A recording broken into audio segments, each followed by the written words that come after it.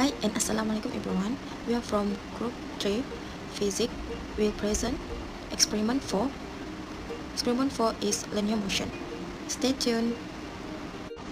I will introduce my team in this group presentation experiment 4. Our group is me, Nuroni Amir Binti Ujari, and my friend Arena Vera Akhtar, and second is Muhammad Shazwan Fakrullah. We are team.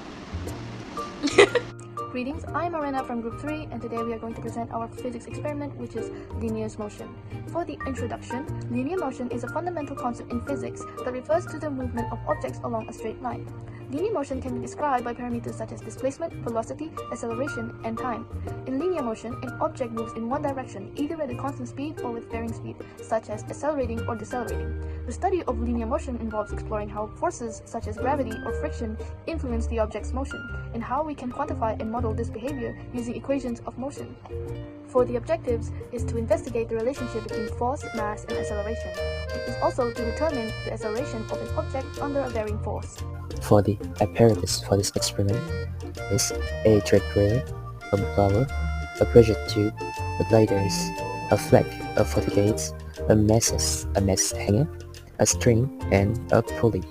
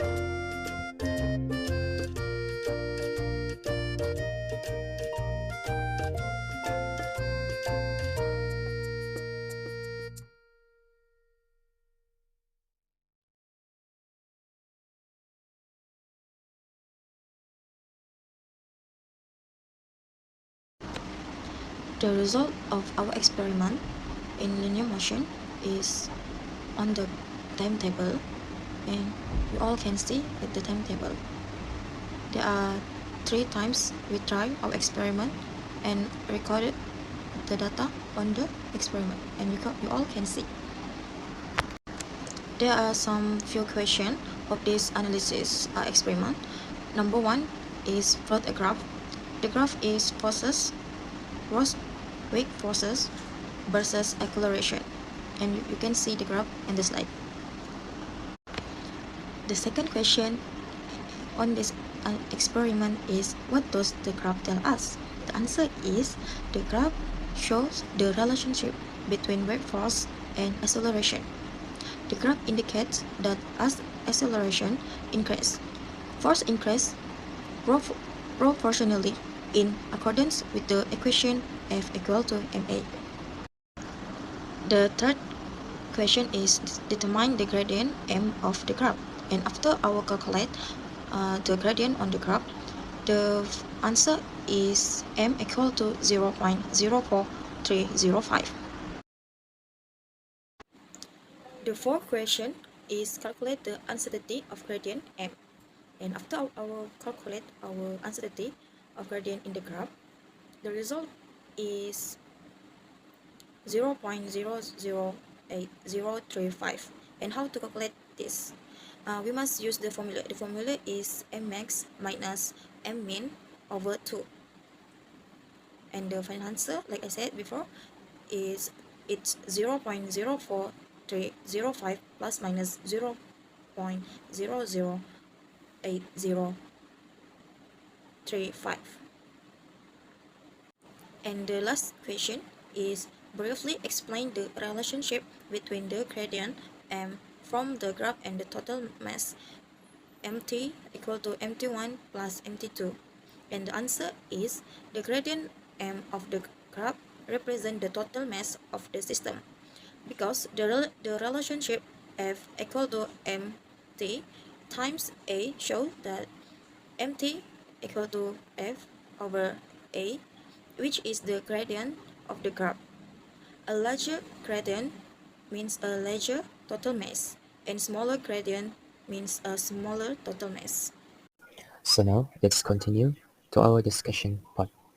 The first question: calculate the percentage difference between the gradient m and mt, and what is the percent error in this experimental value. The formula for percentage difference is equal to m minus mt divided by mt, and then we multiply by 100. And based on the experiment, m is equal to 0.008035 and mt is equal to 0.00981. So the percentage difference is equal to m 0.008035 minus mt 0.00981, and then we divided by mt 0.00981 again, and we multiply by 100.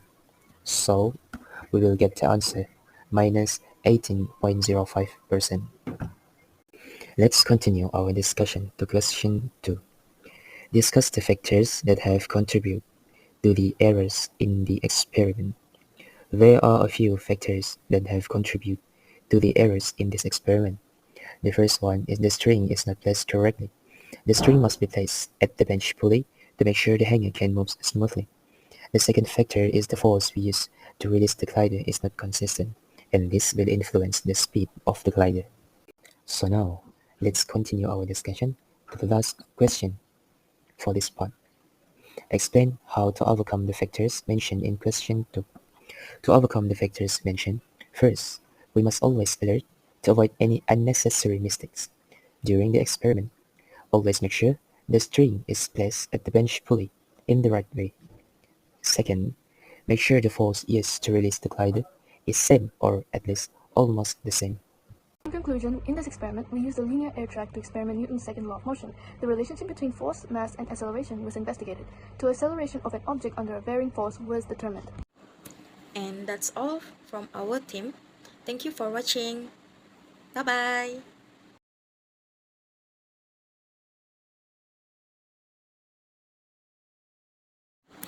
The part 2 of this video is experiment 5. That's it, Hooke's law. Let's see how is it. Stay tuned.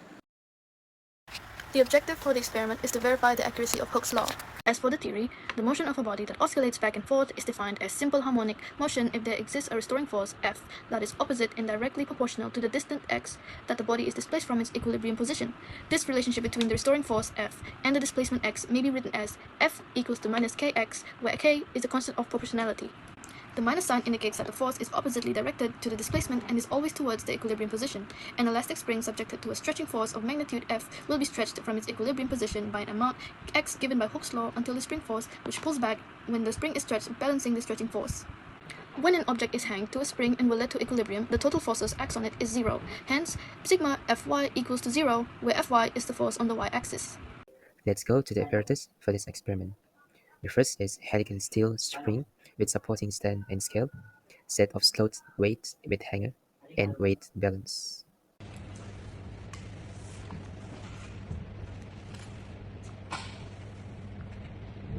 Okay, so. Okay, let's start. Timbang. Aku timbang sedikit biar kecil. Ya sudah. Dan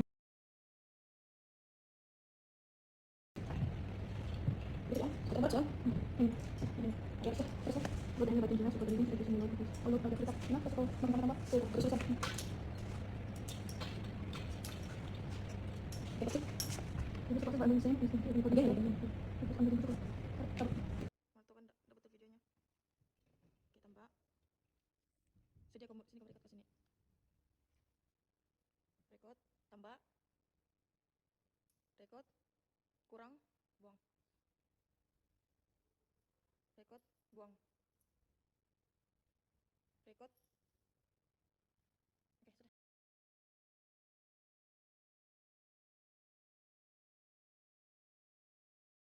So for the analysis part, we have 5 questions. The first question is plot a graph of the force causing the extension F against the extension X and calculate gradient of the graph. What value does the gradient represent?